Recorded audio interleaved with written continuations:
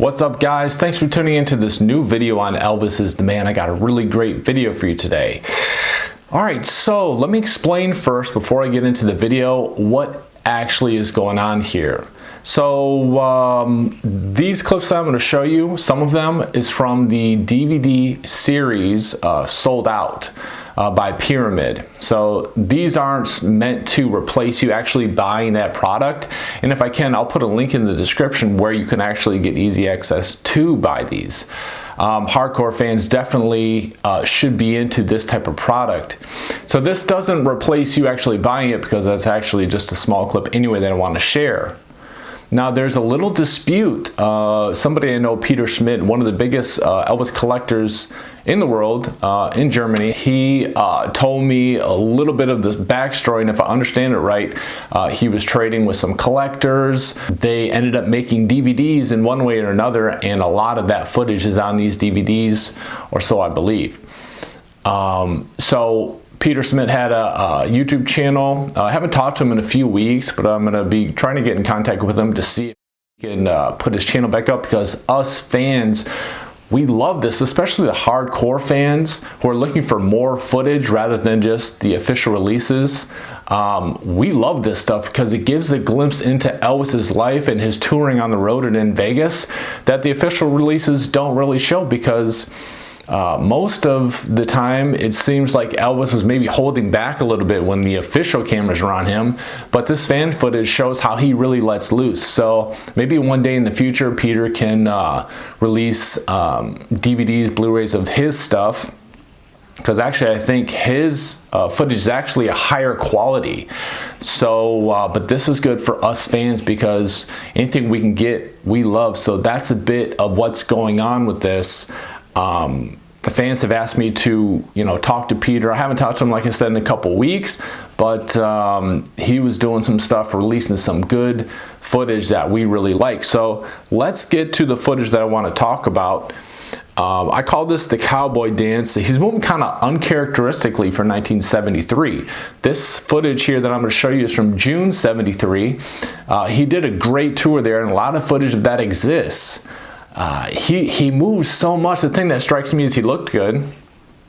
He had a tan. This was like 5 months after Aloha. For some of you who don't know, he actually had a major overdose that came on this tour, but he bounced back from that. The Elvis movie covers that a bit. This footage, though, I like it so much because he's so energetic, almost uncharacteristically energetic. But I'm going to get to that, and I want to show you this footage right here.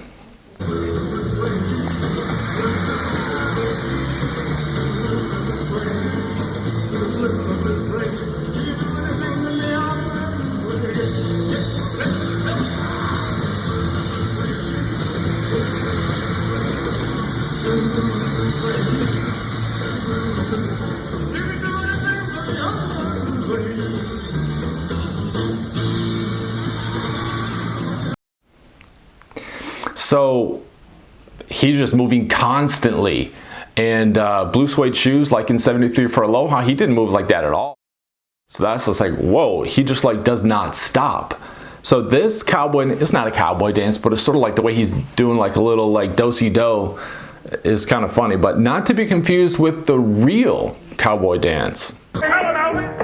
I got a horse and I Steve got Allen a gun, show. and I'm going out and have some fun. I'm more warning you, galoot, and don't step on my blue suede boots. Yeah.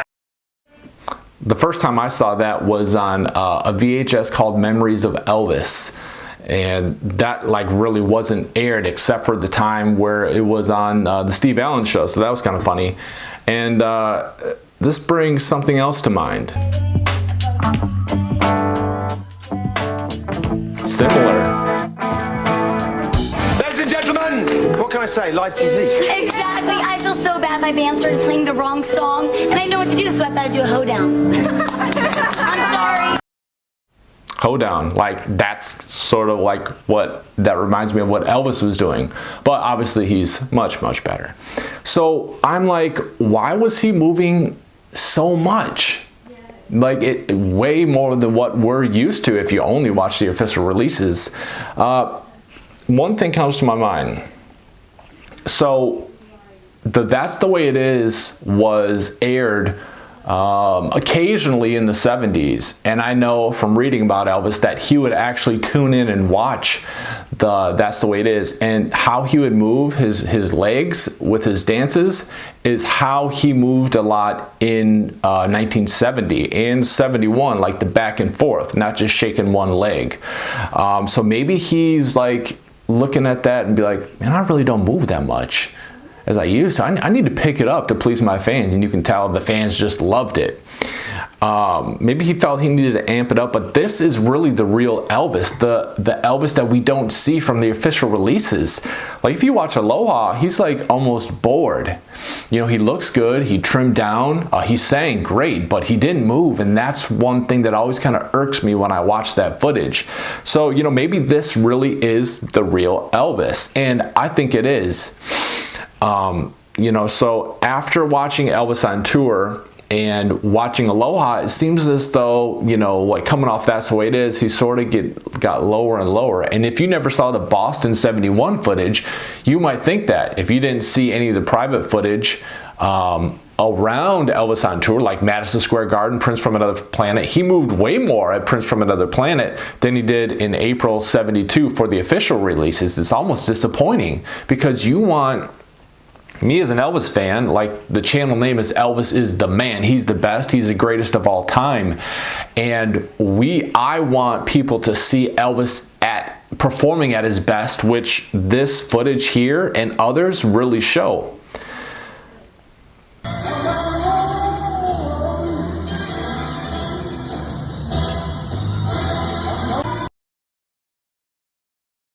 He didn't perform like that for Aloha. He did Steamroller Blues, don't forget. It was a powerful performance, but not like this.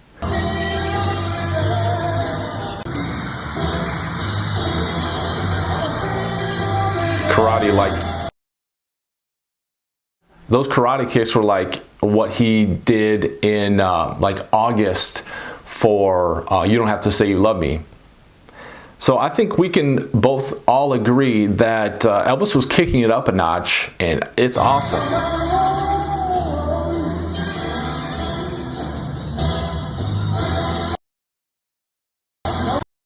Yeah, like he does not stop moving, and it makes it way more entertaining. Not only does he give the vocals, but he brings the energy and passion which he was known for.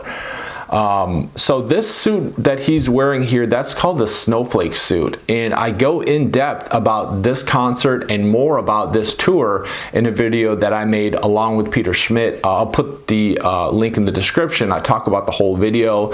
Peter gives me some great footage in better quality than this, which I think you guys will all enjoy watching. So the footage that we saw, his type of energy, it really reminds me of how Elvis went over the top in 1971. Like he just did not stop moving, which I like. I think it's awesome. But some people in his group were saying, well, Elvis was on speed a lot. If you read Joyce Bova's book, she talks about how Elvis was really out of it because of the pills he was taking. He was taking, I think, way too many. And this isn't a knock. Elvis took speed a lot before performances. He took it a lot in the 60s, you know, to keep him up on set. And he even took more than enough because he loved that great feeling. Let's keep going here. He was definitely in a great mood. The way Elvis performed in November is the way I wish he would have performed for Aloha. Even Elvis on tour seemed, you know, very subdued compared to this footage from 73 and 1971. Baltimore, Boston.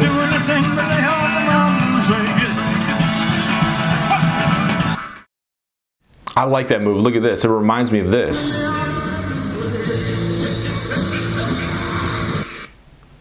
So that's like the same moves as he was doing. And unless you saw the private footage, you wouldn't know he moved like that. He didn't move like that for Aloha, like for Blue Suede Shoes. They did the same moves as 71. That footage there was from November.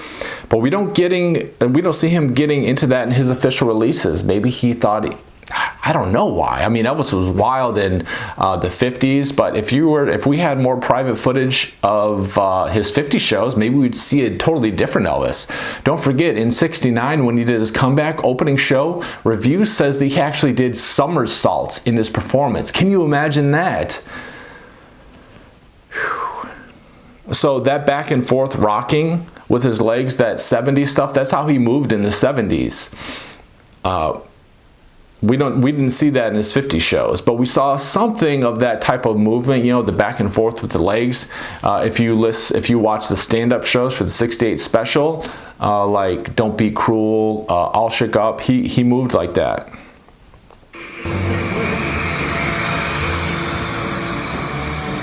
Over and over, never stopping.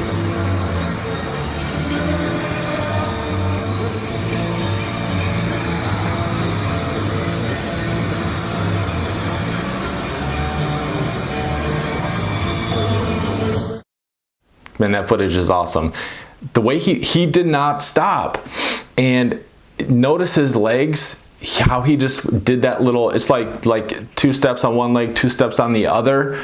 That's how he didn't move like that in Aloha. A little bit on Suspicious Minds at the very end, just before he did the karate demonstration. But this is just like how he moved though in 1970. His legs, like the rocking back and forth. Not Cowboy Dance, but that right there. Patch it up, he does it clearly. Back and forth. Kind of like that little 60s swing.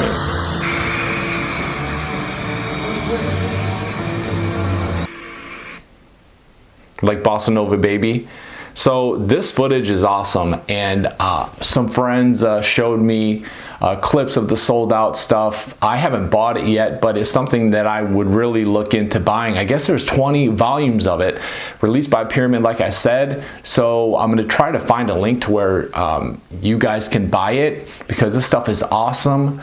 And Peter Schmidt, there's some hurt feelings there, because he says that shouldn't have been released.